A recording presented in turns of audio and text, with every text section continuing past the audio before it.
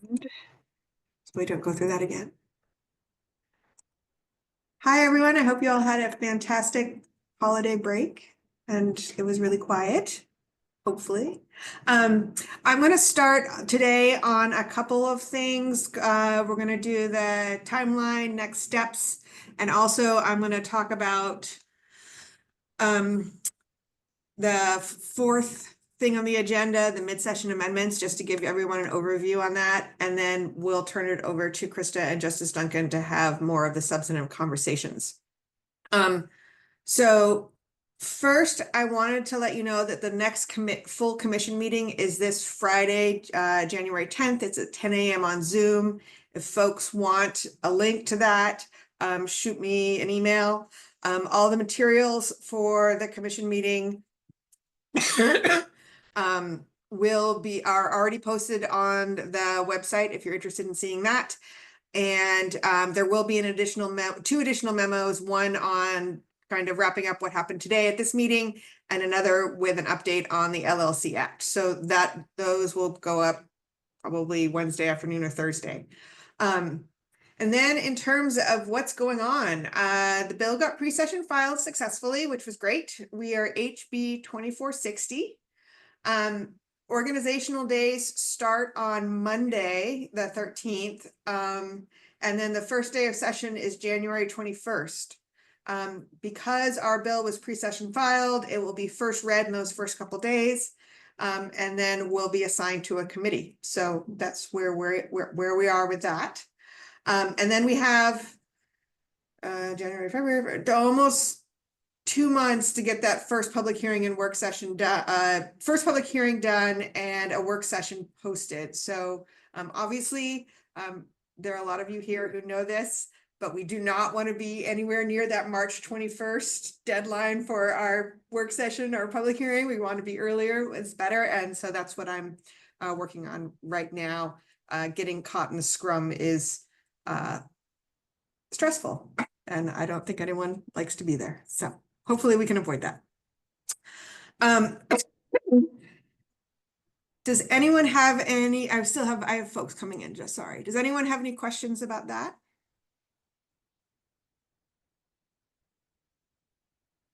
The other thing I wanted to talk about was the Law Commission's process for proposed changes during the legislative session. This is something that was originally drafted back in 2001.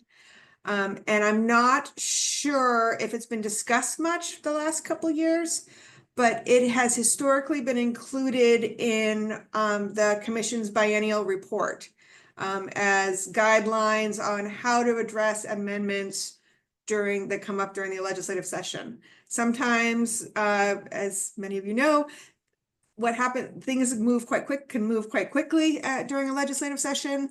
And so this kind of outlines the process that the commission has used in the past in terms of next steps, materiality, and how that works. And you'll notice that there are kind of different levels of engagement, and going up to the full commission adopting an amendment, and also which would be something that would be more material, or if we had more time. And also like kind of another level is engaging with specific members of the work group or the full work group if that issue comes up to that level of a question. I'm going to be sharing this with the commission on Friday as, hey, this is past practice, this is what we've done, and asking them to readopt it, because again, I'm not sure it's been talked about recently, but I wanted to give you all a heads up that that's kind of our process, and there is an existing process for the commission on how they deal with amendments, requests, and stuff like that. So if anyone has any questions about that, I'm happy to talk about it, or you can take another read through and reach out afterwards. But I did want to just flag that there is a process in place and we're not making it up as we go along. So. Great. I'm going to pass it over to, I think it's Krista. All right. Well, it feels like so long since I've seen you all. But nice to see you again. I think I know that it was probably difficult for everyone to have time to review everything over the holidays. And so I appreciate those who have been able to take the time to do that and send feedback. Mostly Jim, who's spent a lot of time, I think, looking at some things and sending us some feedback when he wasn't on vacation. And I'm sure that there are some others that have not been able to do that yet. And Melissa Franz and I have been able to have a conversation about her feedback as well. So what we have on the agenda today is the proposal from Melissa and the concerns raised by Melissa. And then I will talk about also what Jim has brought up, and then if there are other things that people have been able to identify as questions or concerns, we can talk about those. Just to give me kind of a sense, could folks just raise their hands if they have something else that I haven't mentioned yet that you want to talk about? Okay. So I see just one hand, so that doesn't look like a huge addition. So let's go ahead with what we have here first, and then we'll move forward.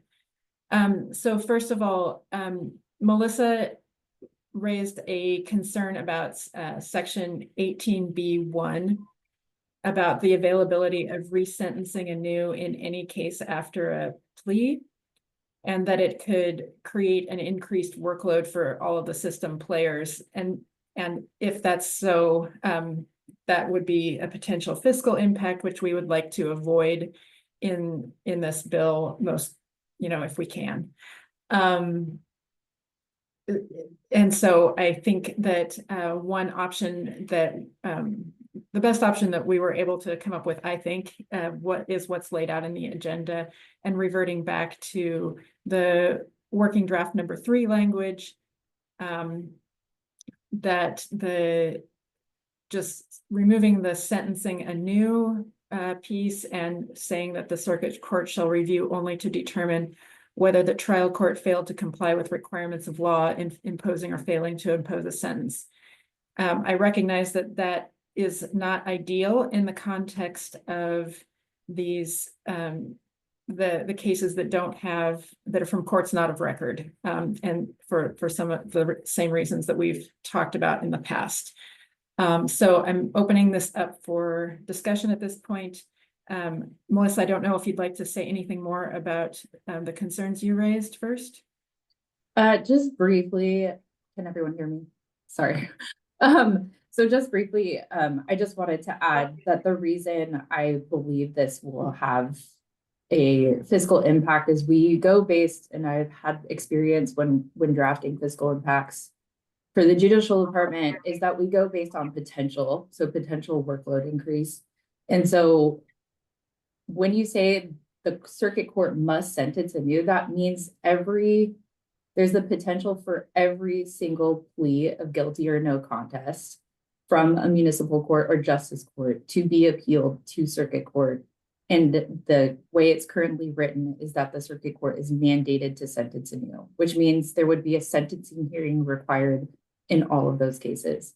So that is the reason I'm bringing this up as a potential workload increase. I think reverting back to the previous would give the circuit court the ability to review the docket as it goes over, and in that situation, they would be able to tell whether or not, it failed to meet the requirements.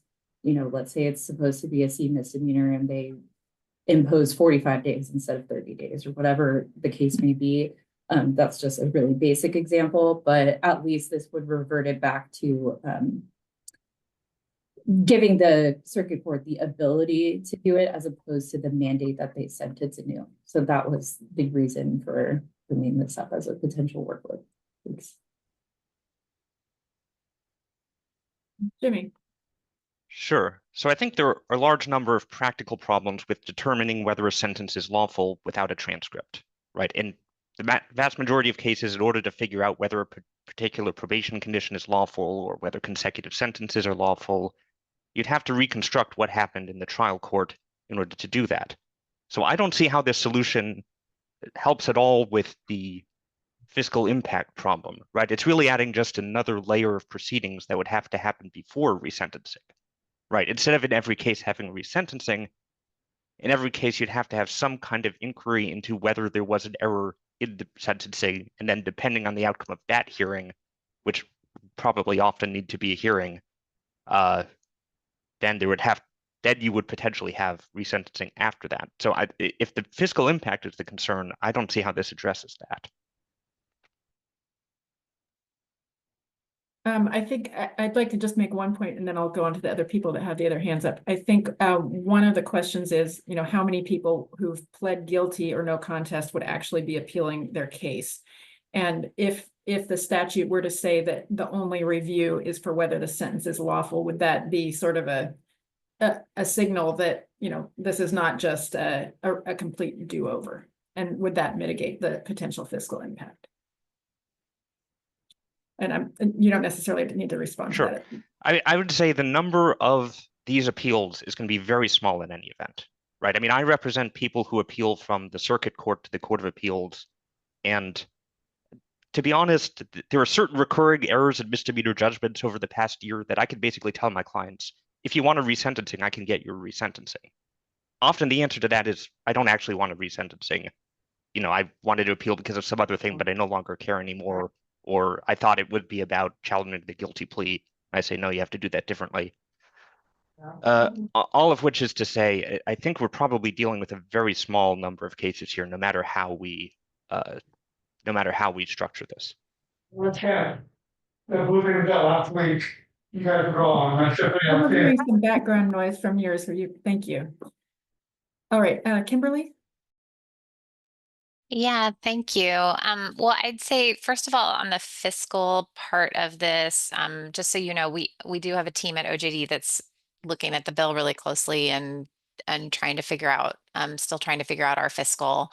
But we did discuss, this in a number of other areas where the case numbers are so small that at this point it's like there's not some obvious oh, this would increase the workload by this much, and so therefore we would have a significant fiscal.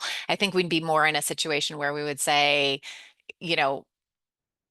likely minimal for something like this piece of the bill, but with an indeterminate, we would basically tell LFO, we'll just track this closely, and if for some reason there is a increase in cases over time, then we might come back to the legislature later and ask them for funding.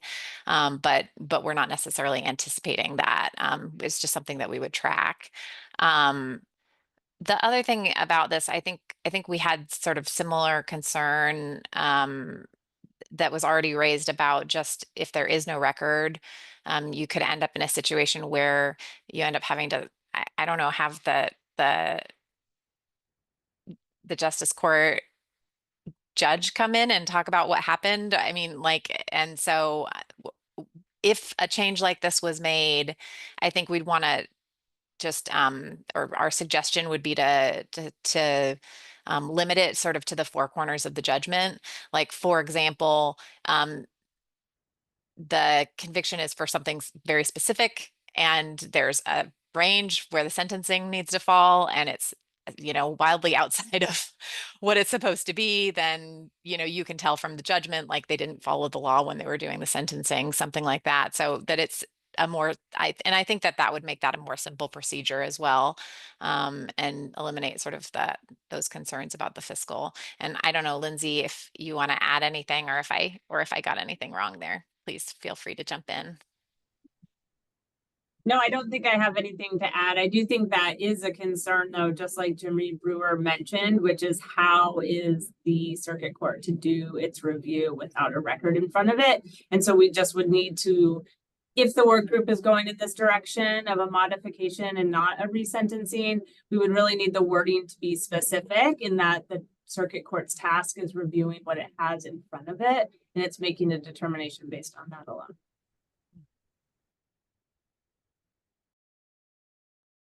Gordon? Thanks. I just wanted to add, in my experience, which is similar to Jimmy's, but at the circuit court level where people are asking to, appeal their municipal court decisions, or at the municipal court level where I've represented someone through sentencing and they say, "Can I appeal?" What they're looking for is a new trial. I can't think of any example where someone said, "I want to appeal just so I can have a different sentencing judge." So I really don't think that this is going to open like a huge can of worms of workload as written. The other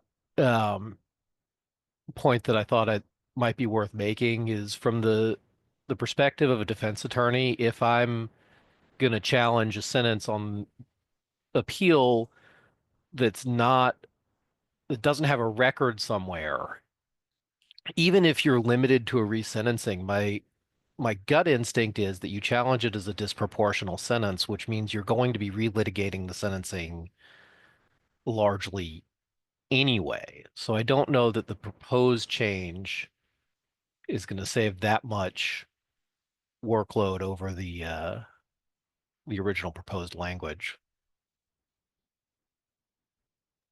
Judge Brisbane? Okay, thank you. Justice courts are not courts of record and many municipal courts are not as well. But we don't have a recording of the proceeding, but we have a detailed written record. So we do have a record that the circuit court judge can review. So even though we're not courts of record, there would be something there. Also, based on Jordan's comment, the process to get a new trial is to move the local court to set aside the no contest or guilty plea. If that's set aside, then there's a new trial and the defendant can appeal the conviction. I agree with Melissa that we should keep the language as it was originally set. And if the sentence is illegal, then the circuit court would be required to do a new sentencing. I don't think the sentence defended anew language needs to remain in there. That's it. Thank you. Melissa?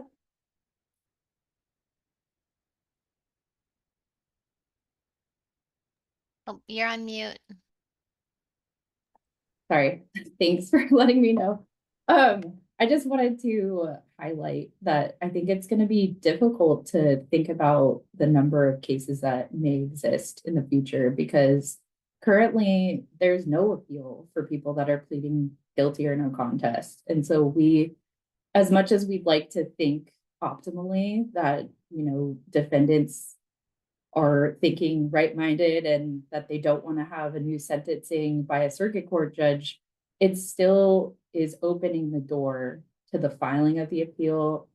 And we have a lot of those defendants here in Eugene that just want an appeal to appeal. And if we're opening that door, that's why I'm saying I think it's going to be difficult to gauge what the workload exactly is going to be, because this is historically something that they've never been able to do at all. And so I just wanted to highlight that piece. And it's really going to be workload, not just on the circuit court staff, but it's workload on municipal court and justice court staff. It's workload on, it's going to be a workload on the public defender's office, because at least here, that's where the county public defender's office is, who handles those appeals. And it's going to be a workload on the different municipal or justice court prosecutors, whoever handles that. Sometimes it's the DA for the locality. So it's going to be a wide range of people involved. And just want to have that kept in mind for everyone. Thanks. Sorry to jump in line, but and Tony can correct me if I'm wrong about this, but from a historical perspective, that hasn't always been the case in Eugene's municipal court. They have in years past allowed appeals from guilty or no contest pleas. When I was at the public defender's office in Lane County, we handled those. We got 2 or 3 a year from people who wanted to do it. And generally Once it was explained to them that they didn't get a new trial, the best they could hope for is resentencing, they said, I don't want that. And everybody kind of went on their way. It wasn't a humongous time sink for the misdemeanor attorneys in our office. So again, sorry to jump in line, but thanks. Tony? Yeah, thanks. I think Jordan's right. It would be very rare. I think historically it was rare. I think people would appeal, asking for appeals from their sentencing, and counsel would often set them straight, saying you're not doing any good to yourself. You might be risking some other things. And I think it would be. I made some comments that Amy circulated. I don't think we should be in the business of foreclosing hearings, even from those occasional characters that Melissa's referring to that really just want to appeal for purposes of appeal. I think they should get a chance in front of another judge. They'll feel like that their rights were vindicated. I just don't think you need to take away the limited opportunity for those people to come in. Circuit court judge is going to deal with it pretty summarily if it ever got there. And I just think it's important that citizens feel that they've got a right to get in front of a judge. If they're coming from a court that's that's not a court of record, as would be in the case of the municipal court and some of the justice courts, I think clients want to have a chance. Sometimes they get sideways with the judge in the local court, and the staff, and everybody's tired of them, those individual litigants. And maybe it's okay for them to come in front of another judge and be told that they're wrong. They don't have any particular rights that have been trampled. So again, I just don't think we should be in the business of foreclosing even a brief chance for a hearing in those rare occasions it would happen. Thanks. Jimmy? So I'd note a few things. The first is under current law, it's at least very arguable and probably the better reading of the law that defendants currently can appeal from no contest pleas in not a record local courts, and that on those appeals, they get a whole new trial and everything. And it seems that already that's a marginal practice. So for further limiting that appeal, I mean, I think that's just an important data point about how common this is going to be. We're talking about something that to some extent in some plea cases already exists in current law and already isn't really happening a lot. And now we're talking about a more limited version of that. The other thing I'd note is that when we kind of talked about this initially, there was the idea of this trade-off in how we were changing current law, right? We were restricting the scope of appeals from no contest pleas, but creating this new category of sentencing only appeals. That was kind of a trade-off where both sides were getting something. And I think at this point, to go back on that, it leads me to question, maybe if we're going to go back closer to current law, maybe we should go back closer to current law in more respects. The other thing I would note is probably the most consequential decision that a trial judge can make in misdemeanor sentencing is whether sentences are run consecutively. Like when you have a really long sentence in a misdemeanor case, that's part of how you get there. And that's not something that you're going to be able to determine based on just looking at the four corners of the judgment, right? The four corners of the judgment, it's always going to be possible that a consecutive sentence could be appropriate, but it's going to depend on what findings were made. And even if those are reflected in a docket somewhere, it's going to depend on what evidence was there in the record to support those findings. And that's going to require a new hearing, right? No matter what form that takes. So from my perspective, just doing the resentencing is going to be quicker and easier than trying to figure out what happened in the local court when there wasn't a transcript. And I don't think that problem could be avoided. But if you limit it to just, let's look at the four quarters, you're actually foreclosing review of really some of the most important decisions that are being made in these cases. Melissa? Okay, so respectfully, I don't remember us doing this quid pro quo agreement about this should be the law, so then we're going to change this. And if someone can remind me, I just don't remember that ever being a grounds for why we changed the law. In practice, judges almost always foreclose appeal. Circuit court judges will foreclose the appeals of no contest or guilty pleas. We have had one circuit court judge who's read the law strictly here. And in response, we have only allowed guilty pleas in our court. However, there have been other courts, municipal courts, Springfield Municipal Court, where they have no contest pleas, and those have been foreclosed by the presiding judge here. And so I think in practice, that's not the case. The only reason that it needs to be added is because since the original inception of this statute is when no contest pleas started coming into existence with case law.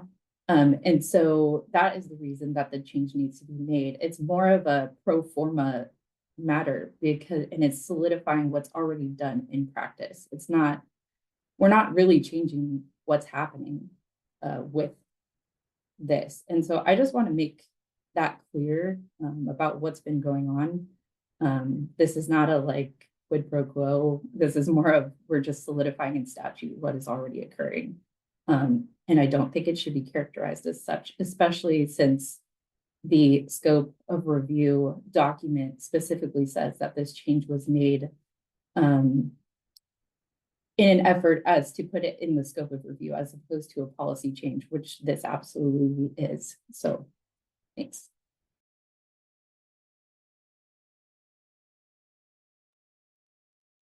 Well, I think that, I mean, we've of course been meeting for a year and a half in this group format. And so there's been so many different discussions and it's hard, of course, to know and remember what all of the discussions have been. I think that there's been a lot of discussion about the differing opinions about what the current state of the law is regarding guilty and no contest pleas, and there hasn't been agreement on what that is. So that's been a long-standing lack of agreement on what the current law is. And so I think, you know, anything we do is may or may not be changing what the current state of the law is. And we are, you know, trying to come to something that everyone can live with in this very, what is, you know, obviously a very, very small number of cases to begin with. And so I don't want this to derail all of the good work that we've done. And, you know, I just point out again, the low number of cases that we're talking about to begin with. And so I appreciate that OJD has been working on the potential fiscal impact. And it sounds like it's going to be small, if any, is my understanding from what you're saying. For this particular piece of it, I think what we're trying to figure out is for our business processes and the forms and potentially some like needing to reconfigure some things in the Odyssey system. There's for the bill as a whole, we're trying to figure out, does it fall under that sort of approximately $50,000 threshold or not? But for something like this, this piece of it, you know, we just wouldn't be able to say, yes, there's obviously an increased workload. So we would basically tell LFO, you know, we anticipate that this would be a small number of cases, but if for some reason that was more, then we might need to come back in a future session and ask for money. But as it is right now, it seems like it's a small universe. Hopefully that makes sense. Yeah, thank you. Jim? I just want to make clear, I think it's clear to me, that although on its face, this provision applies to violation cases, and there are a lot more appeals possible in violation cases simply because there are so many more of them. Whereas Chapter 153 imposes maximum sentences, minimum sentences, and presumptive sentences, that is, fines. And so I think that the possibility that a defendant in a violation case would appeal following a guilty plea just to get a new sentence on the violation is extremely small. So I'm assuming that the real issue has to do with misdemeanor cases. My understanding is that or that only a handful of justice courts are still handling misdemeanor cases. So we're probably talking mostly about municipal court cases. Even then, this would only apply where the defendant pleaded guilty and did not have a sentencing agreement that the court would rely on to impose sentence. So my thinking is it's a very small number of cases, but also the discussion concerned me because now I'm not clear. Is the proposal to eliminate appeal at all when a defendant pleads guilty? Or is the proposal only having to do with the form of the judgment that the circuit court would enter after an appeal was taken and after the circuit court determines that an error was made in the sentencing? Once the circuit judge determines that there was an error in the sentencing, the options would be that for the circuit court then to resentence the defendant or to remand to the justice or municipal court with or without instructions. Is that what we're talking about? No, we're talking about what's reviewable so it's listed, the language is listed in the agenda. And we're talking about section 18B1. So that if someone is appealing from a plea of guilty or no contest, what is reviewable? But the proposal is to strike the words and sentence the defendant anew. So If yeah, all- if- I guess the If form that's of all, the- if that's, let's say we made that change and the circuit court determines that there was an error in the sentencing, what would the circuit court judge do? If we struck that, obviously the circuit court couldn't sentence the defendant anew, so the only other option would be to remand to the municipal or justice court to resentence the defendant.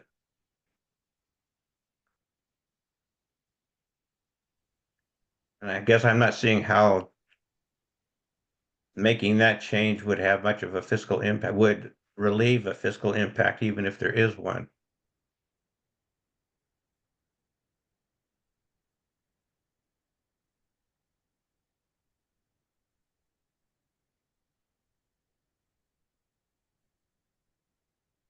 I think that's a good I- point, Jim. I think though that what Melissa's proposal is trying to get at is that there's this threshold determination that the circuit court has to make about the lawfulness of the sentence imposed below before the next step occurs. And so that there's not automatic resentencing in every one of these appeals, which is how it's currently written. Like there's no finding of error first, there's just a resentencing. But correct me if I'm wrong, Melissa, that's not your intent. No, that's the intent, but I also understand what Jim is saying. Jim is saying essentially there needs to be some wording in there that says if the circuit court finds that there is error in the sentencing, that there needs to be language that they will sentence anew or remand to the lower court for resentencing, which I agree with and understand. So I remain confused because the section would retain the wording and the circuit court shall review only to determine whether the trial court failed to comply with requirements of law in imposing or failing to impose a sentence. So the circuit court will always have to do that. They'll always have to determine whether the lower court made some sort of error in the sentencing. And the only question is, having made that determination, does the circuit court then resentence the defendant, or does the circuit court remand to the local court for resentencing. Well, I think Melissa's concern is that it not be just looking at it anew. And I think more along the lines of what some of the other folks have been saying about reviewing the four corners of the document. Is that, Melissa, what you are talking about? I think that's at least the option. I think when the current language says that they shall treat the plea as it was entered and sentence anew, which means they're mandated to sentence anew, even if they decide that, oh, we're just going to sentence them to the exact same thing, which seems really extraordinary. I think if we go with what Jim is saying is essentially would be what current law is that they review for if there was an unlawful sentence. And Jim is right, there is no delineation of how that is handled, but I think if we're going with the intent that's currently written here, that the circuit court would be the one to sentence anew. If the determination is made that the sentence is unlawful. But someone can tell me I'm wrong. No. So is what you're really proposing is that the standard of review on appeal following a guilty or no contest plea would not be review de novo, but rather some sort of review on the limited record available in the local court? Yes, and that's currently what happens. Essentially what folks and me and Krista had a longer conversation about this, is that currently on pleas of guilty or no contest, they would have to submit with their notice of appeal some sort of explanation of why they believe their appeal is reviewable, which is currently that it's either a constitutional issue or the sentencing is a problem. So they usually would have to file with their notice of appeal that there's something wrong with the sentencing, or that the underlying statute or ordinance itself is unconstitutional.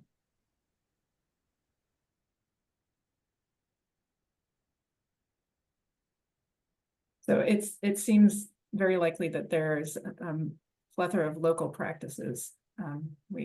Melissa's familiar with the one in her jurisdiction.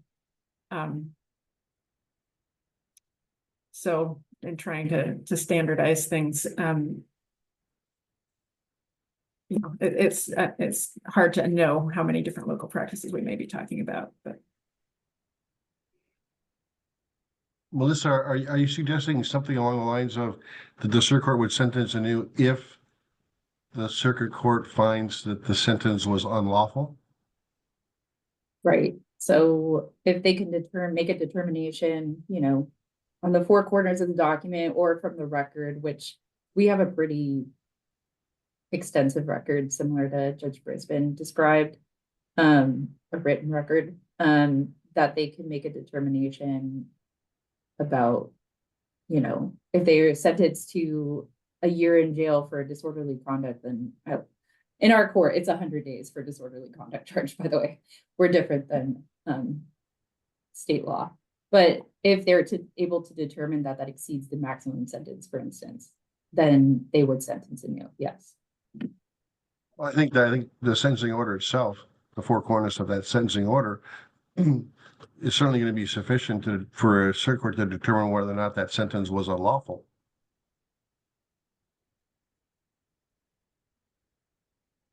And so if you just add the language, sentence anew, if upon a finding that the sentence was unlawful, would that satisfy your concern?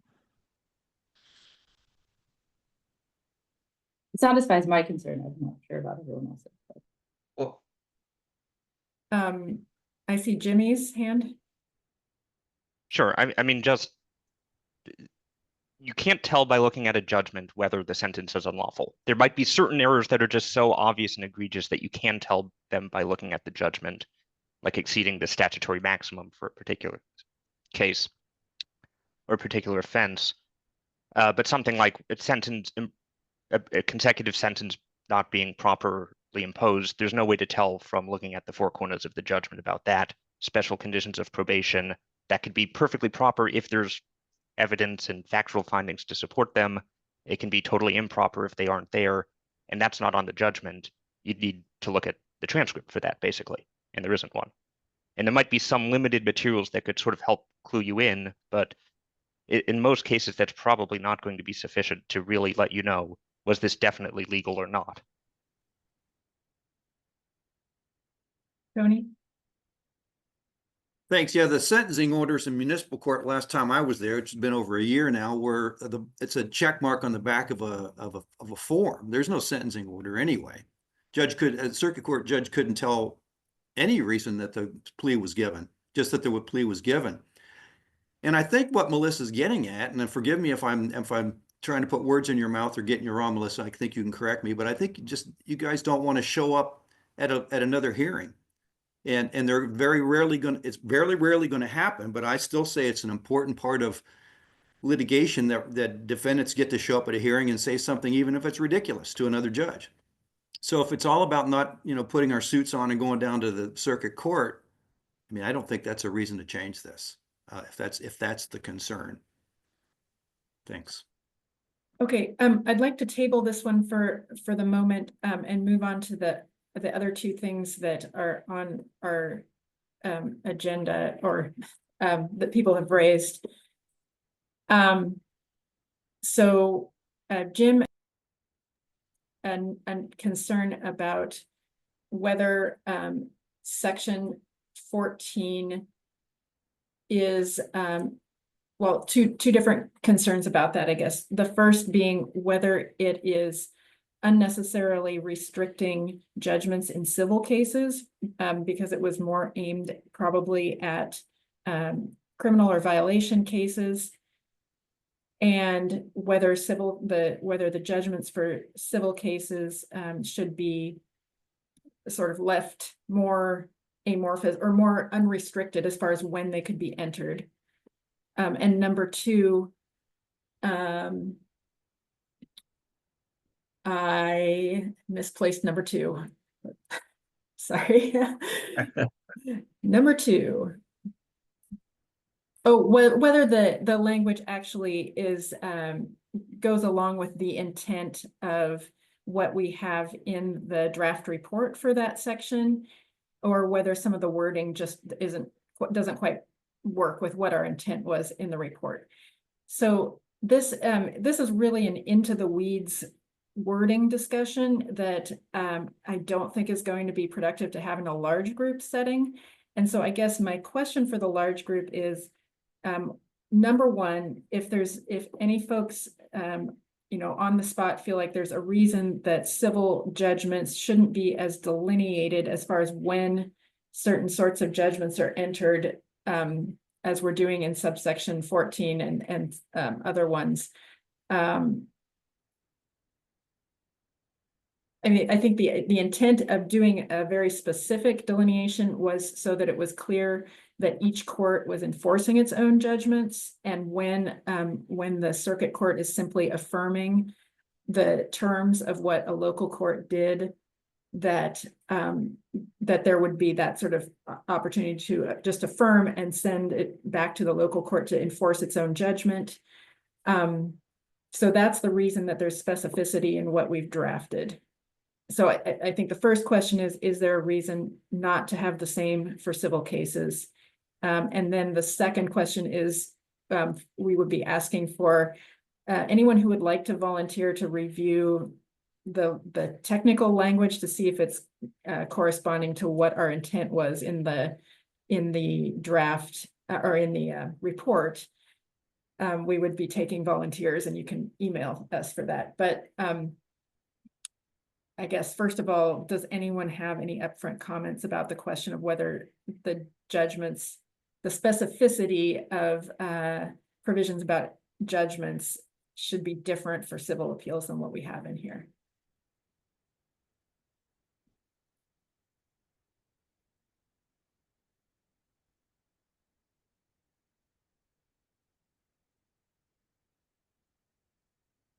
Okay, in that case, I would just ask that anyone who's interested in going into the weeds on the wording here, would email us afterwards, and we just want to, you know, make sure that what we've drafted is corresponding with the intent specified in the report.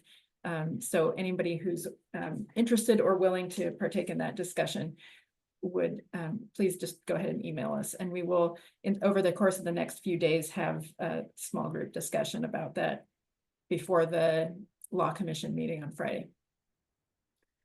Okay, and then Kimberly, you had another concern. Yeah, thank you. So just looking at section 5B, there's a fee provision that has been added regarding transfer of cases. And it just, we have a lot more detail in the fee provisions related to notices of appeal. So for example, when there's a fee like request for a fee waiver and so on, like what happens, and that there's not that detail here in this particular fee provision. And so it may be that there just needs to be like a cross-reference added so that it follows the same process, but it seemed like that was just an omission there. So hopefully that's reasonably simple, and I think Lindsay, I don't want to volunteer you, but I think you were willing to work on a little bit of language or something like that if on this one. Yeah, happy to. And I think that we'd also need to add something to the corresponding municipal statute section, which is 37(2)B as well. Trying to figure out exactly, because the 5B applies only to violations, and then says the following fee applies. That's in 21.135. I don't, what's the, I don't get what the dilemma is.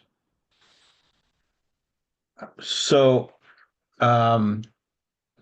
you may recall that section 5, subsection 2 was the work group's effort to deal with conditional pleas in violation cases, that we agreed that conditional pleas don't make much sense when you have the right to a de novo appeal anyway.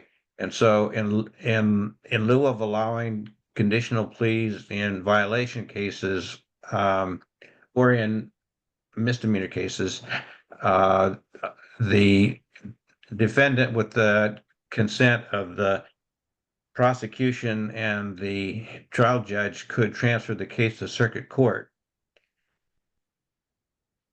The fact that there are filing fees for violation cases means that, well, okay, so then you need to pay the filing fee because you have a violation case being transferred to circuit court.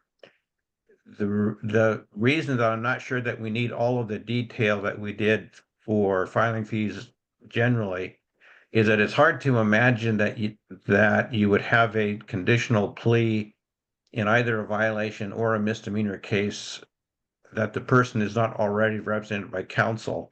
And if you have the person represented by counsel, then counsel is going to know how to either pay the filing fee or file a motion to waive or defer the filing fee. So I'm not sure that we need it, but if we want to be belt and suspenders, then I suppose that we could replicate in section 5 those provisions or include a cross-reference to the other part of the bill that already addresses those procedures. The subsection B, it says it's when the defendant is charged with only a violation. It doesn't deal with that circumstance you just outlined at all. Can you say that again? I'm sorry, I didn't quite. Section B says in a case transferred in which, and then this subsection in which the defendant is charged with only a violation, the filing fee described in ORS 21.135 applies. So it doesn't have anything to do with that circumstance where there's a misdemeanor and conditional pleas with regard to that also has a violation may be attached to it. But so I'm saying it's clear that only that fee only applies to a defendant who is charged with nothing more than a violation. Right, but I think our point, and Lindsay, correct me if I'm wrong, our point is that there may be a circumstance, for example, when someone wants to get that fee waived, and so on, and we have that spelled out in relation to the other filing fees, but we don't have that spelled out or cross-referenced here. And so it seems Well, I like think having the what- same procedures follow. Well, 21.135. Wait, I think you're saying the cross-reference. Okay. Sorry, I was going to say, I think you're saying the cross-reference needs to be to something else within the bill where we're really specific about the procedure for waiving, Correct. not to a current statute that has the detail. Am I Correct. okay? Yeah, it's section 10A, and it is really important, I think, with respect to the fee waiver and deferral application, because there's no mention of it here. And I think that is necessary to hook in that statutory scheme about fee waivers and deferrals to violations specifically. So I think that just a reference to 10A would be helpful here. Well, And I'm 10A, happy to send some wording to the group if that's helpful. 10, I mean, I'll just say 21.135 gives the reference then to 21.285, which says the fees can be waived or deferred by a judge of the circuit court. Now, 10A says the justice court can make that decision, and I think that's probably not right. I think that I think it should be the circuit court, because that's where the case is going and it's their fees. And I think it should be their decision as to whether or not those fees get waived or deferred, which is what ORS 21.285 says, and 21.135 references that to go to for that. I mean, so I think there's something wrong with 5B because it's all there in the cross-referencing that exists. But if you want to get more clear, certainly it can be done. I would propose that we leave it up to legislative council to figure out if this seems like a good idea. And the leadership can discuss this. It seems like a Except on the issue of whether the justice court or the circuit court makes the decision, because all the existing statutes say circuit court. Where are you saying that it says the justice court makes the decision? 10A or 10A subsection. Is it B? So it's filed with it. So it says section 10A, subsection small b. The appellant shall either tender payment of the circuit court filing fee to the justice court or file an application to waive or defer the filing fee with the justice court. But then the justice court I think to be, But then the justice court that should be filed transmit. with the circuit court. But then the justice court transmits that to the circuit court with the filing fee, and then the circuit court makes the decision. Not subsection C. Yeah, I think the point is just that it's very, very clearly spelled out. This is where you're filing everything, then it's transmitted, and then this is who's making the decision. And we just need to import that very specific direction to the reference in 5B, which for what it's worth makes sense to me. Okay. So I think we can do that. It seems non-controversial. And it's not changing the process. It's just adding a reference. Is there anything else that we haven't discussed yet that has come up for people here today? Okay, so back to the question raised by Melissa France. We only have 4 minutes here to further discuss. I'm not sure that there's any new points to be made. It seems like the question is sort of a balancing of different potential outcomes here that people are guessing at, I suppose, with changing the law to make it more clear. There's a question of how it's going to be implemented or how it's going to work out. But we do know that there's a very small number of cases that this is affecting. So I think according to our amendment policy, now that the bill's been filed, it's really a question of how the Law Commission wants to deal with this. And so it seems like we're, I guess it would be great if we can come to sort of a consensus about what we can live with, what, you know, if everyone can agree with on something you can live with. Barring that, however, I think the commission's probably going to have to decide at the next meeting what to do about it. Justice Duncan or Amy, do you want to weigh in on this at this point?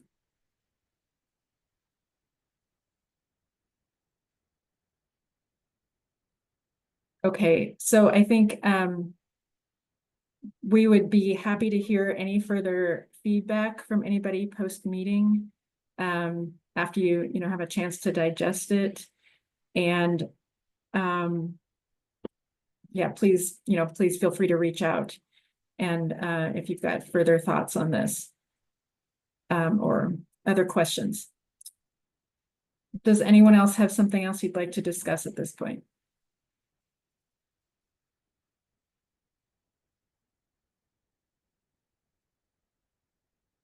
Okay, well, going forward, you know, there may be other things that come up, and we will definitely be reaching out to people as that happens, and soliciting feedback from people as needed. And, you know, please, again, feel free to reach out to us as well. And Krista, if I could just add again, thank you everyone for your continued interest and support of this project. We really value your expertise, your practical experience. It's made all the difference. It has been a lot of work, but because of the investment of time that all of you have put in, we have a bill that is going, it's been pre-filed, and we're on our way, I hope, to making the process for these appeals more clear for everyone involved. So this has been a group effort, and I really appreciate all that all of you have done. And hopefully it won't involve a whole lot of continued work, but we really appreciate your continued time with this project. So thank you. Yes, exactly. I won't repeat what Justice Duncan just said, but ditto that. Would anyone else like to make any comments before we close this meeting? Jordan just had his hand up, but maybe put it down. Okay.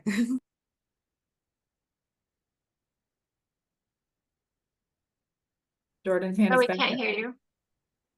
Sorry about that. I was waving as to say I agree with Justice Duncan. Okay, thank you all very much. And we will continue to be in touch.